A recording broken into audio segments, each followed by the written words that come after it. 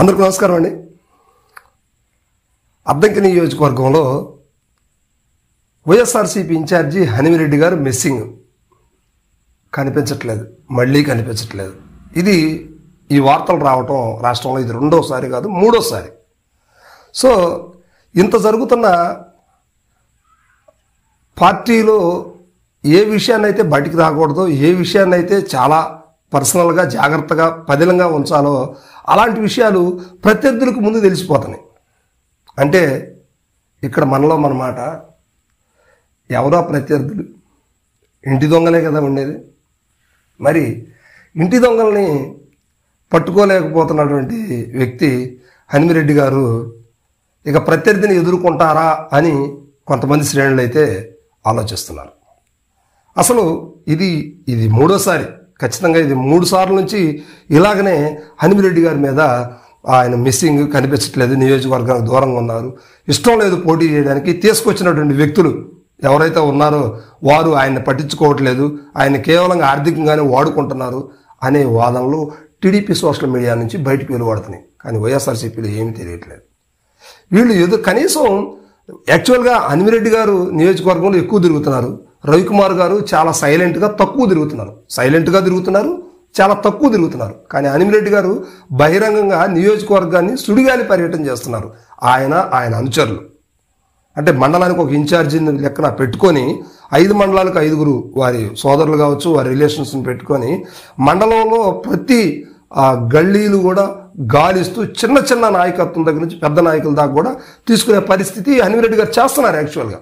కానీ ఆయన ఏమి చేయట్లేదు, ఆయన అసలు పనిలో ఉండట్లేదు, తిరగట్లేదు, ఆయనకు వైఎస్ఆర్సీపీ మీద ఇష్టం లేదు, దూరంగా ఉన్నాడు, సీట్ డిక్లేర్ కాలేదు, ఇంత తిరుగుతున్నప్పుడు సీట్ డిక్లేర్ కాలేదని చెప్పేసి వైఎస్ఆర్సీపీ సోషల్ మీడియా కావచ్చు, వైఎస్ఆర్సీపీ ప్రధాన మీడియాలు కావచ్చు రాయట్లేదు. కానీ టీడీపీ ప్రధాన మీడియా మాత్రం దీన్ని బాగా ప్రచారం చేస్తూ, ఎవరు చేస్తున్నారు ఇదంతా, ఎందుకు చేస్తున్నారు? సరే, ఎందుకు చేసే విషయం పక్కన పెడదాం. ఎవరు చేస్తున్నారంటే హనుమిరెడ్డి గారు ఎవరైతే నమ్మారో వారే చేస్తున్నారు అనేది కొన్ని వర్గాలు చెప్తున్నాయి. ఇంకోటి ఏంటంటే రవికుమార్కి చెందినటువంటి వ్యక్తులు, అంటే ఎందుకంటున్నానంటే ఈ విషయం, రవికుమార్ గారు ఆల్రెడీ ఈ అద్దంకిలోకి అడుగుపెట్టి 15 సంవత్సరాలు దాటిన పరిస్థితులు. ఈ 15 సార్లు కూడా 15 ఏళ్లలో కూడా ఆయన ఎమ్మెల్యే పదవితో అలాగనే ఉన్నటువంటి వ్యక్తి. అందువల్ల నియోజకవర్గంలో ఆయనకి కూలంకుశంగా పూర్తిగా సమాచారం ఆయన దగ్గర ఉంటుంది. ఆయన ఒకళ్ళు చెప్తే వినరు, పూర్తి సమాచారాన్ని ఆయన సేకరించి ఏమి చేయాలి, దీనికి ప్లానింగ్ ఏంటి, విధి విధానాలు ఏంటి అనేది ఆలోచించుకొని నియోజకవర్గంలో ఆయన పర్యటిస్తారు. సో ఇది రవికుమార్ గారి షెడ్యూల్స్, పరిస్థితులు ఇలా నడుస్తాయి. మరి హనుమిరెడ్డి గారు అంటే కొత్త కాబట్టి ఏదో విధంగా మొత్తాన్ని కవర్ చేయాలి, అందరి దగ్గరికి వెళ్ళాలి, పార్టీని బలోపేతం చేయాలన్న ఉద్దేశంతోనే ఉన్నారు. మరి ఈయన తిరగట్లేదు, ఇవన్నీ విషయాలు ఆయన ఊరికెళ్ళే విషయాలు పర్సనల్గా ఎవరు చెప్పుకోవాలి, వాళ్ళకి, వారి స్నేహితులకి, వారి శ్రేయోభిలాషులకు మాత్రమే చెప్పుకోవాలి. అలాంటిది ప్రతిసారి ఎందుకు వస్తుంది? ఒకవేళ వచ్చింది అనుకుందాం, దీన్ని అసలు రవికుమార్ అద్దంకి నియోజకవర్గంలో చాలా సైలెంట్గా తిరుగుతున్నాడు. వైఎస్ఆర్సీపీ సోషల్ మీడియా ఎందుకు తిరిగి రవికుమార్ కూడా కనిపించట్లేదని కానీ, లేకపోతే దాన్ని ఖండించేటువంటి సందర్భం కానీ వైఎస్ఆర్సీపీ ఎందుకు చేయట్లేదు అంటే, హనుమిరెడ్డి గారు లాస్ట్ టైం మొన్న ప్రెస్ మీట్ పెట్టేసి, ప్రెస్ మీట్ కూడా కాదు, జస్ట్ ఏదో ఆ పర్యటనలో తిరుగుతుంటే ఎవరో అడిగితే దానికి స్పందించి చెప్పారు, ప్రెస్ మీట్ కూడా పెట్టలేదు.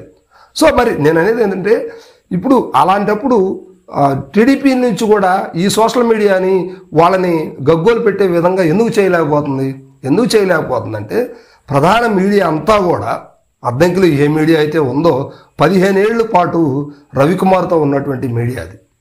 సో అందుకని ఆ మీడియా మొత్తం కూడా రవికుమార్ అనుచరులే ఉంటారు. అంటే ఎవరో ఇండివిజువల్ జర్నలిజం తప్పితే మిగతా వారంతా కూడా ఆయన ఆధీనంలో ఉన్నటువంటి వ్యక్తులే. అలాంటప్పుడు మరి ఆ ఇన్ఫర్మేషన్ వెళ్లకుండా ఎలా ఉంటుంది అంటే, ఈ విషయంలో కొంతమందికి గుచ్చుకోవచ్చు.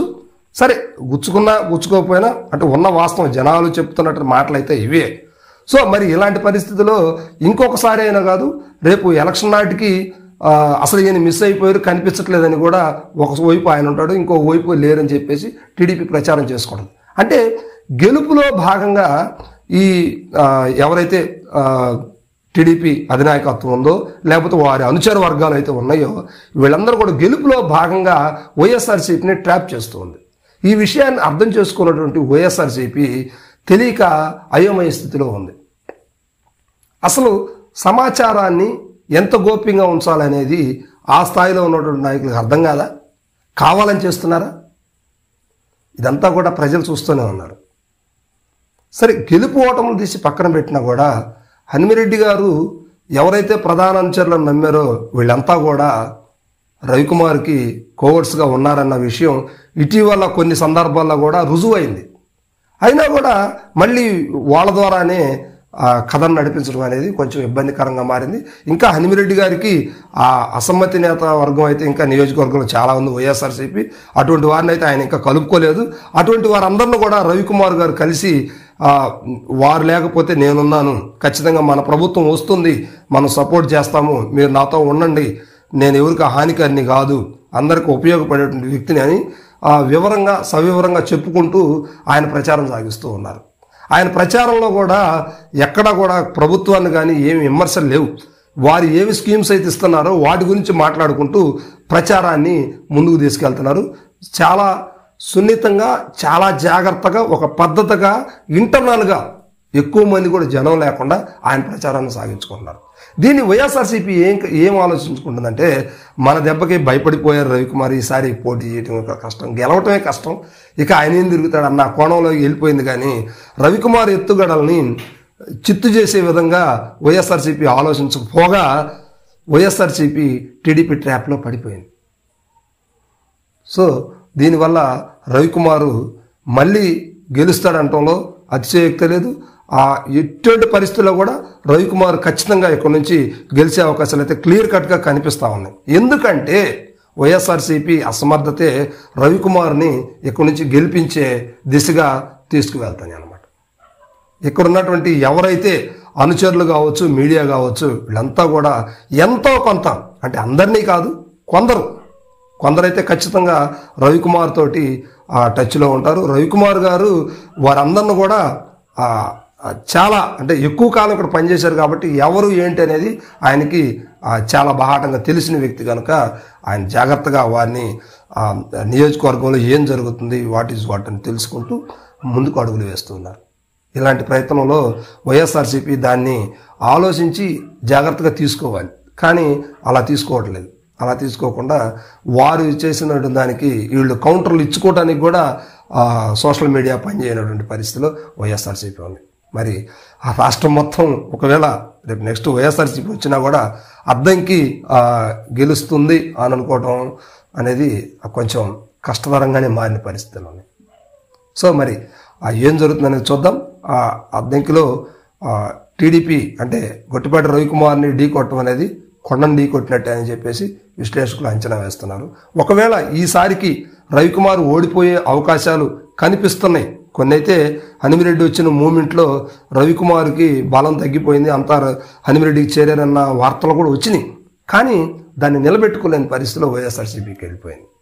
సో మరి వైఎస్ఆర్సీపీ ఇప్పటికైనా ఎదురుదాడి దిగి ట్రాప్ చేస్తుందా టీడీపీని, లేదా టీడీపీ ట్రాప్లో అలానే ఉండి సాగిపోతూ రేపు ఓటమికి దారి తీసుకుంటుందనేది మనం వెయిట్ చేయాల్సిన పరిస్థితి.